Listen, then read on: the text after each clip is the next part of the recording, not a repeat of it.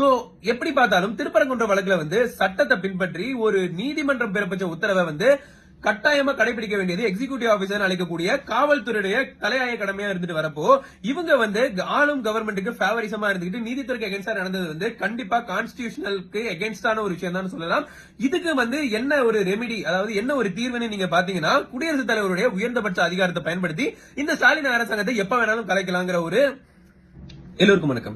ஒரு பக்கம் முதலமைச்சர் மு.க. ஸ்டாலின், இன்னொரு பக்கம் ஜஸ்டிஸ் சுவாமிநாதன். அதாவது அரசாங்கத்துக்கும் நீதித்துறைக்கும் இடையில ஒரு மிகப்பெரிய பனிப்போர் தமிழ்நாட்டில் சமீபத்தில் ஏற்பட்டிருக்கிறது நம்ம எல்லாருக்குமே தெரிஞ்ச ஒரு விஷயம் தான். இதுல அதிக அளவுல பாதிக்கப்படுறவங்க யாருன்னு பார்த்தோம்னா நம்ம தமிழ்நாட்டில் இருக்கக்கூடிய காவல்துறையினர்கள்.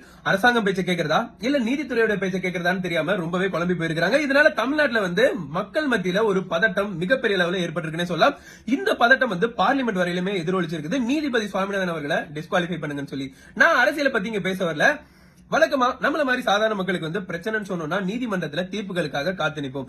இங்க நீதிமன்றத்துக்கே ஒரு மிகப்பெரிய பிரச்சனை ஏற்பட்டிருக்குன்னே சொல்லலாம். சோ இந்த மாதிரியான சூழ்நிலையில இவங்களுக்கு தீர்வு கொடுக்கக்கூடிய பொறுப்பு யாருக்கு இருக்குன்னு பார்த்தோம்னா, இந்திய அரசியலமைப்பு சாசனம்னு சொல்லக்கூடிய இந்தியன் கான்ஸ்டிடியூஷன் ஆக்ட் 1950. இந்தியால எல்லாத்துக்கும் மேல இருக்கிற சுப்ரீம் பவர் என்னன்னு பாத்தீங்கன்னா இந்தியன் கான்ஸ்டிடியூஷன் ஆக்ட் தான். சோ அதுல என்ன சொல்லப்பட்டிருக்கோ அதை ஃபாலோ பண்றது தவிர இவங்களுக்கு வேற வழியே கிடையாதுன்னே சொல்லலாம். அந்த பிரகாரம் பார்த்தோம்னா மக்கள் பிரதிநிதிகள் அழைக்கக்கூடிய ஸ்டாலின் அரசாங்கமா இருக்கட்டும், மோடி அரசாங்கம் இருக்கட்டும், யாரா இருந்தாலும் அவங்க சட்டத்துக்கு கட்டுப்பட்டு மக்கள் விருப்பப்படக்கூடிய எந்த சட்டத்தை வேணாலும் இயற்றும் அதிகாரம், அதாவது ஆர்டிகல் 246, 245, 248 அவங்களுக்கு கொடுத்திருக்கு.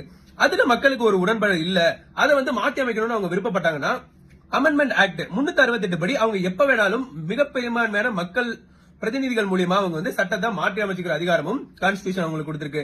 இதை தவிர வேற ஏதாச்சும் அதிகாரம் சட்டத்தை அவங்களுக்கு மட்டும் ஃபேவர் பண்ணிக்கிறதுக்கு ஏதாச்சும் ஆர்டிகல் இருக்கான்னு கேட்டீங்கன்னா கண்டிப்பா கிடையாது.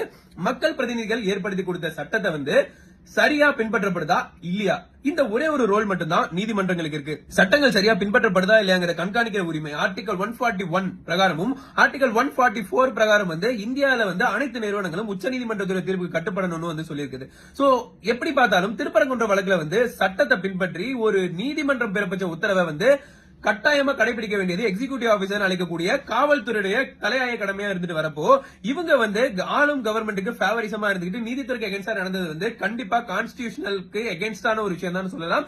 இதுக்கு என்ன ஒரு ரெமிடி, அதாவது என்ன ஒரு தீர்வுன்னு நீங்க பாத்தீங்கன்னா, குடியரசுத் தலைவருடைய உயர்ந்தபட்ச அதிகாரத்தை பயன்படுத்தி இந்த ஸ்டாலின் அரசாங்கத்தை எப்ப வேணாலும் கலைக்கலாங்கிற ஒரு உரிமை கான்ஸ்டிடியூஷன் பிரகாரம் இருக்கு. பட் அதை செய்வாங்களா இல்லையாங்கிறத நம்ம பொறுத்து தான் பார்க்கணும். மக்களான நீங்க என்ன நினைக்கிறீங்க இந்த விஷயத்தை பத்திங்கிறத மறக்காம சொல்லுங்க.